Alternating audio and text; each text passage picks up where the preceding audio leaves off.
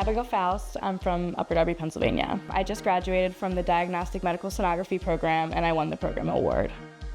My grandma was a nurse. She worked for Mainline Health for my whole life. I was born at Bryn Mawr, so healthcare was always something I was very interested in and wanted to do. And ultrasound was just different to me. I didn't really know anything about it, and I thought it was super interesting. Growing up with my grandmother being a nurse, I saw her work-life balance. She did like 4 shifts a week and she would be home with us the rest of the week.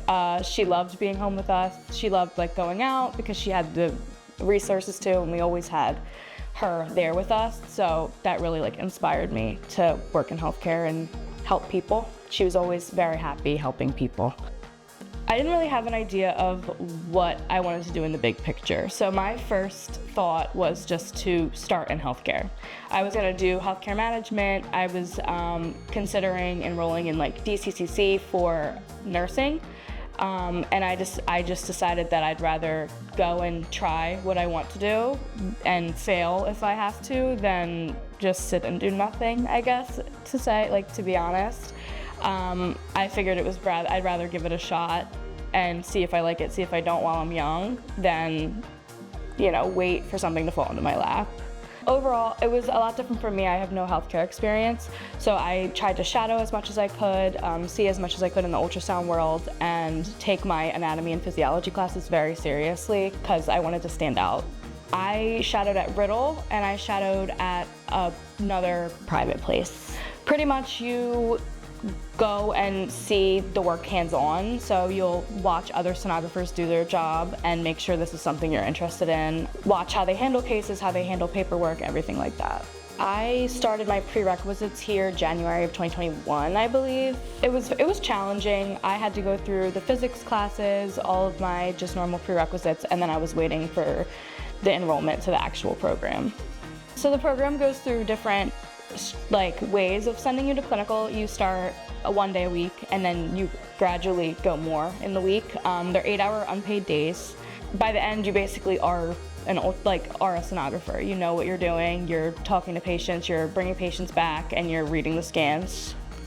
I think the actual moment that made me really like it was I was scanning, we were learning fetal hearts.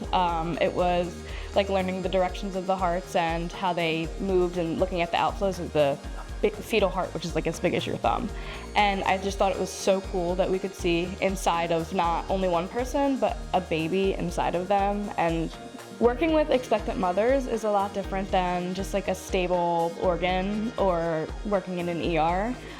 There's a lot more that can go into it. It's a moving object, so you're following a moving object. It's very interesting and challenging, and it's something I didn't think I was interested in the beginning of the program. Towards the end, I just fell in love with doing it. I was awarded the Diagnostic Medical Sonography Program Award. It was very exciting. I wasn't expecting it, honestly. There was a lot of us in the program and a lot of different personalities, and I was very surprised that I was awarded it.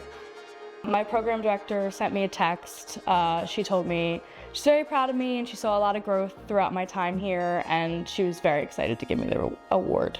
The support in the Diagnostic Medical Sonography program is amazing. All the instructors and even the program director, Denise Boyle, she is amazing support system. They're so helpful with anything, mental health, all of it. They cover all their bases. They will bend over backwards to make you comfortable and try to help you succeed through the program because they know that it's challenging and it's a difficult program.